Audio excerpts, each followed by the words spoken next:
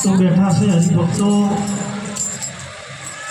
દરેકને બે હાથ જોડી વિનંતી કરું છું જય બોલો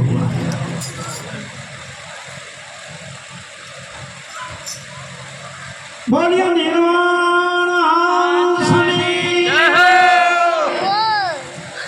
अपने अपने माता पिता की जय हो।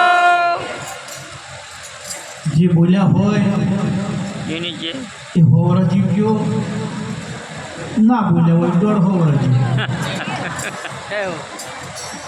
તમને પચાનું લાવ ચોગા ગામની પાવન ધરા ઉપર ચોગા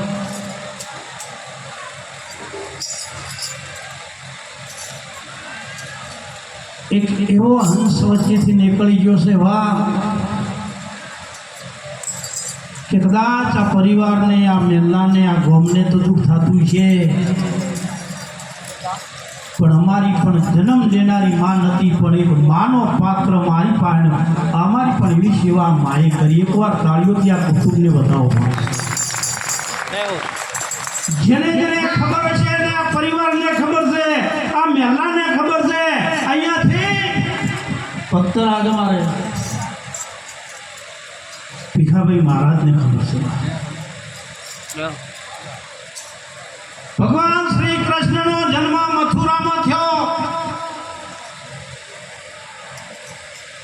અને એમના જીવ ઉપર જોખમ હતો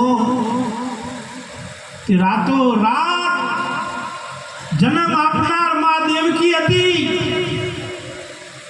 અને રાતો રાત ગોકુળમાં લાયા અને માં જશોદાએ પાળી ખુશીનો મોટો કર્યો એમ જન્મ દેનારી મારી માં છે પણ અમને ખરા સમયે જો સાથ આપ્યો હોય ને તો એ આ માયા જય હો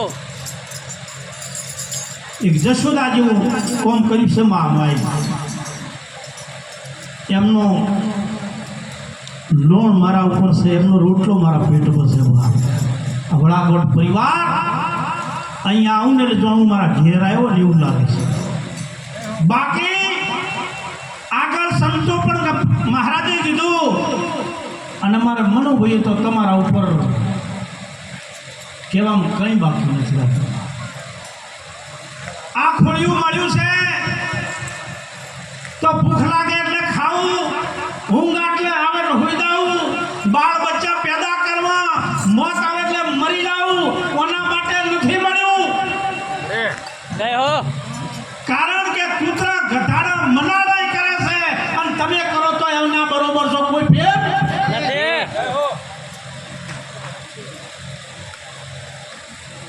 કેટલા વર્ષો વીતી ગયા મહારાણા પ્રતાપની વાત કરી શિવાજીની વાત કરી નરસિંહ મહેતા હોય પાનબાઈ હોય ગંગા સતી હોય શકુબાઈ હોય કોઈને કોઈ મણી ઓર્ડર નથી આપતા છતાં એમના ગુણ ગાવા પડે છે શા માટે કે જીવી ગયા છે અને મરી ગયા ને અહીંયાની વાતો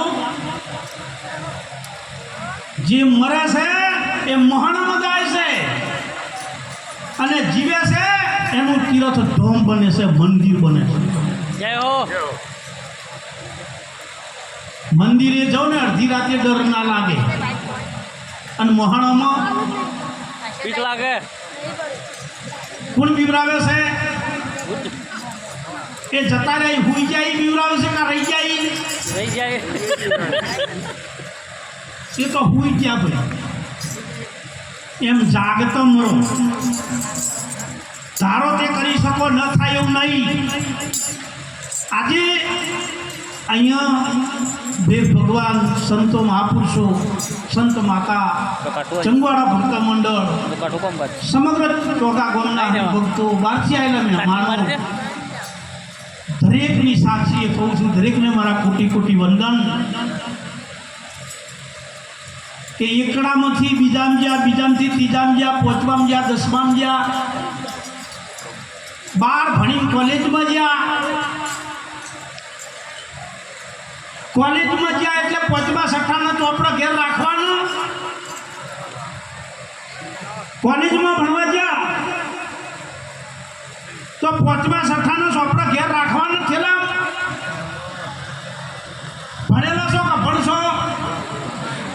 એકના કિંદ છે એક એક આગળ જાઓ ને પાછળ છોડતા જાઓ. હા, એ ચોપડા નહીં, પાંચમું ભણ્યા હોય એ શાળા છોડી, એ ચોપડા છોડ્યા, પણ એ અભ્યાસ છોડવાનો નહીં. એક વાર એકડામાં બેઠા હોય, સાહેબ એકડો લખાયો હોય અને એ વખતે એકડો એવો લખતા કે ઘૂંટી ઘૂંટી ઘૂંટી, અને એકડો એકડો ના રહે. એકડાની દશા બદલી જાય. ઘૂંટી ઘૂંટી ઘૂંટી એકડો એકડો ના રહે. આટલો ઘૂંટે હોય, તૈયાર ચા હોય, અને કદાચ શિક્ષક એમ કે તને નથી ભણાવો, ઘેર મોકલી દે, સલેટ ફોડી નાખે. જેમાં એકડો છે સલેટ ફોડી નાખે, સાહેબ ઘેર મોકલી દે. પણ અંદર જે ઘૂંટણો ને ના નીકળે, ના નીકળે, ના નીકળે. આ શેની વાત છે? અંદર ઘૂંટણું છે.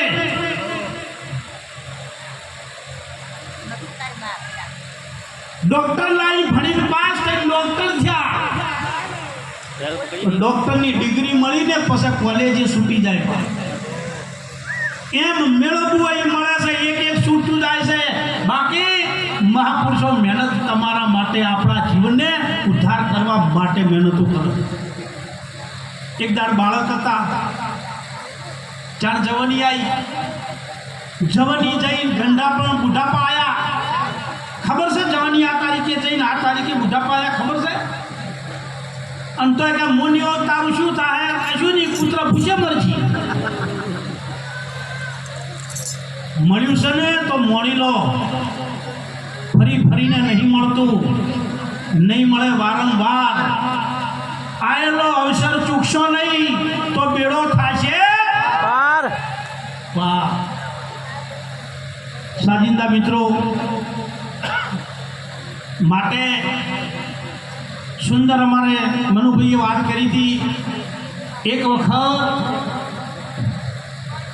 એક રાજા શિકારે નીકળ્યા, બહુ દૂર નીકળી ગયા, શિકાર મળ્યો નહીં. રાજા ભૂખ્યા થયા, તરસ્યા થયા. રાજા ભણ ભૂલ્યા અને ઝૂંપડા આગળ આવી ઘોડું લઈ ઘોડા ઉપરથી ઉતરતા પડી ગયા. એ ઝૂંપડામાં જે સાપરામાં રહેતો હતો ને ભાઈ, ભીલકુળનો છોકરો હતો. એને જોયું કે કોઈ રાજા છે, કોઈ મોટો માણસ છે, એને પોણી પાઈ બાયરો નશો બેઠા થયા.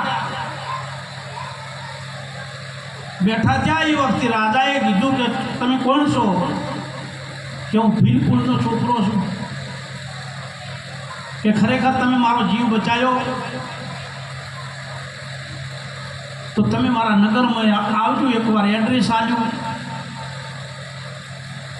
અને એ ભીલકુળનો દીકરો નગરમાં ગયો મનુભાઈ, અને એ દાડે રાજાએ 300 વીઘા જમીનમાં